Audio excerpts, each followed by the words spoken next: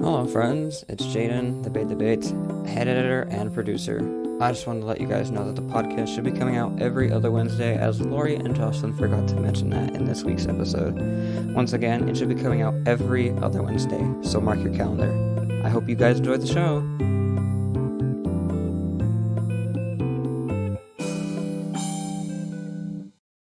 Hi, I'm Lori Coates.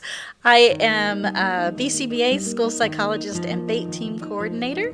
And I'm Jocelyn Ruiz, BCBA and BAIT team co-coordinator, and this is our 5th episode of BAIT Debate Topics We're Tackling. BAIT Debate will address simple, research-based behavioral practices that will work with individual students or groups of students in school settings. The situations and questions will be adapted from what we are seeing and hearing in schools. These are common struggles with students of all abilities. Although they are simple strategies, they will be effective at decreasing challenging behavior and making your day just a little easier. We're excited to share these strategies to make them available to SPED teachers, gen ed teachers, and other staff working in schools. We will occasionally have special guests from the field joining us, and we are also excited about having the opportunity for you guys to submit your questions. We can submit those to Bait Debate Podcast, that is BAITDEBATE podcast at gmail.com. We are looking forward to hearing about what you guys are experiencing. So last episode, we talked about push for power. Yes. And how we may sometimes find ourselves in a power struggle. Lori, did you have any experiences recently that highlight this important concept? Yeah, this experience is one of my favorites, and it's not super recent, but I love to share it because it was such an example of a teacher getting out of that power struggle. So the student, this is in a classroom where students are on a level system. The student is really having one of those days of not wanting to follow directions. Mm-hmm. And I think 3rd, 4th grade, he's rolling around on the floor, screaming and yelling, and the teacher has had it. It has been way too long. She just, And so the level system was colors, and white is the lowest level, and that's where you have to recover and do some other things to get back up on the level system. And he wasn't even near white. He was like 4 levels away or 3 levels away from white. She pulled the white card, threw it in the pocket where his level would show, and said, "That's it, you're on white," which obviously a power struggle. We're going to the highest degree of negative consequences. The wonderful thing was when she shared the story, and I talked to the student later, she stopped and looked at him and said, "I didn't handle that well." And he said, "No, you didn't." And and she said, "I can correct my mistake." She went back, she said, "Where would that put you on the level system?" The student is all of a sudden calm because the teacher owned it and got out of that power struggle. When I asked the student the next day about it, I said, "I heard your teacher made a mistake yesterday." And he said, "Yep, but we can fix mistakes, and she made it all better." And I thought, there you go. You can be in a power struggle, come out of that power struggle, work well with students. So it was a great story. That is a great story. Thanks for sharing that. You bet. My story is just kind of a collection of something that I see commonly in schools. And it's when teachers aren't clear with the direction that they're giving the students. So by being clear, I mean things like, say a student has something out, let's say their phone. But we're going to use a secondary example here. Because that is common. Yeah, so teacher tells the student, "Put your phone away." And the student just kind of hides it under the desk, or technically this phone is put away. Mm-hmm. And that wasn't exactly the expectation that the teacher would have for the student. Mm-hmm. So then the teacher gets into power struggles. "I told you to put your phone away." Well, it is away. Yeah, or other common things are you tell a student, "I need you to go sit in your chair." They go sit in their chair, but they're facing the wrong way. Teachers can get into power struggles. "I need you to face the right way," and just kind of go back and forth between those. And in those moments, it's important to just take the loss. Just accept it. You gave an unclear direction, and next time, you're going to remember to tell the student exactly what it is that you want them to do. Right. Like for sitting in your seat, now please turn facing the front of the classroom, right? Yes. So just moving past the power struggle, right? Because you lost. Yeah. It's And that's okay. going to happen sometimes. Right? Yeah. So what is our topic for today, Lori? Our topic for today is when in doubt, wait it out. So waiting, when you're in kind of an escalated situation, is it gives you a chance for staff to pause. It gives maybe even a chance for you to calm down a little bit, because sometimes in this situation you've just had it. You really need the student to cooperate. You really need the screaming to stop, the whining, whatever it is. So if you stop, it gives you a chance. That's what waiting can do. It also gives the student an opportunity to be empowered and independent about de-escalating. I don't know how many times I've heard adults tell a student or staff tell a student, just calm down, just calm down.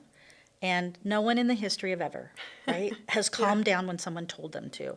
So give them a chance to do that. I think we can all imagine times when somebody just gave us a minute, when we were frustrated or upset. And so that can really help you as a human. The other thing that waiting can do is just remove staff attention. Sometimes the student is just eating up. They're so excited about all this attention that's coming their way. So if I wait, I don't talk, right, then I remove that attention. So it's an important thing that waiting does for us. Yes. So Jocelyn, what does waiting look like? Less is more when it comes to waiting. True. So less talking, less eye contact, less stimulation, just less of everything. When we're waiting, we also need to be aware of our body positioning. So we want to make sure that we are still having a visual of the student, but we're not going to be directly looking at the student. My body, we want our hands to be open. Again, making sure we're not crossing our arms, putting our hands on our hips, because then we're probably in a power struggle. Right. And it So- feels confrontational. It doesn't feel kind at all. Yes, yes. So, yeah, we don't want to be intimidating to students. So, watching our posture. The other thing that you can do also while you're waiting is just scanning your environment and seeing if there's things around that may need to be removed, such as objects. Maybe there's peers in the area or other staff walking by. This is especially true like in hallways.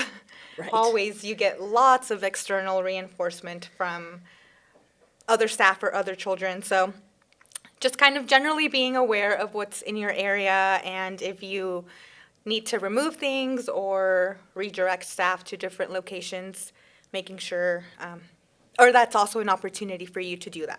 Students usually have these difficult episodes, right?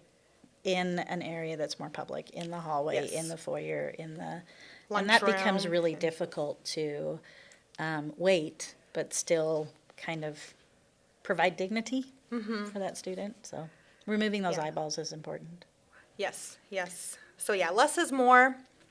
And when we're waiting, we don't want to be talking to the student. So remembering, why am I talking when you're in wait? Yes, that is what WAIT stands for. Why Yes. am I talking? I think that's the thing we've seen escalate situations much more, is when adults, staff continue to talk to the student when really they need a minute. Yes. Right. Yeah, absolutely. Yes, so remember, less is more. Why am I talking? Absolutely. So when we're in wait, how long are we waiting? That is the big question. I have had people say, I can't wait all day. You probably won't, but you could. I think it's important to know it could. I've heard in a specific curriculum, waiting could take a long time, it could take a short time, it could just take an inconvenient amount of time. So, remember that it could take a little bit of time. If you wait properly, that wait time will go down over Yes. time. If you take the attention away and then you praise immediately, right? You're looking for, how long do you wait? You're looking for the student to de-escalate a little bit. And as you see them behave more calmly, then you may want to try to prompt at that point. And then watch your prompt. You may have to go back to waiting, right? Yes. So your prompt, if you say to the student, sit up for me, please. And they scream, well, I was too quick. The other thing is to be careful not to give something that's too big. We all want the student back in their seat and doing the work that we presented already. Give time for that and give them more. We talk a little bit in behavior analytic terms about behavior momentum. Yes. So giving smaller, low demand things that you want the student to do before asking for in your seat and doing your work. And praising those small things that we're absolutely. asking them to do. Any little thing, right? Yes. Even if they do it without us asking. So if they sit up and they stop screaming, Yeah. it's okay for us to say, thanks for sitting up and using a quiet voice. I love it. you know. Yes. They may scream back at you, which means they weren't ready. That's fine. I just think it's important to remember to praise the low level, give the low level, and then you can increase those demands as the students do better, as they're Yes. de-escalating more. The other thing about how long, I think it's important to give yourself grace. Sometimes I think educators feel like it's taking too long. I must not be doing this right. Yes. Give yourself grace because the wait could take a while the first few times. After that, students will get used to it. They'll start responding more quickly, but know that it's not you doing something wrong. It's No. just the time that's needed, Yes. and that's okay. And it's fair, completely. Yeah. And over time, your wait time's going to get shorter. So It does. just think about that. Always remember that, because that's the hard part.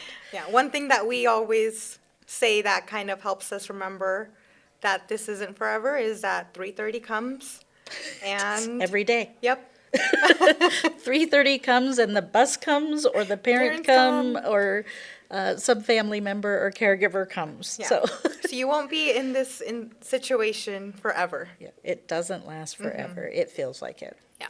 Well, thank you so much for tuning in to this episode of the Bait Debate. We're so excited to have the opportunity to talk about when in doubt, wait it out. That it's okay to give yourself time. It's okay to give the student time. And this will echo that empathy again. I think I'm going to say echo empathy every time we meet. We hope the information that we presented is helpful for you. We have lots more exciting topics we're going to cover throughout the school year to get you reeled in. Catch you next time.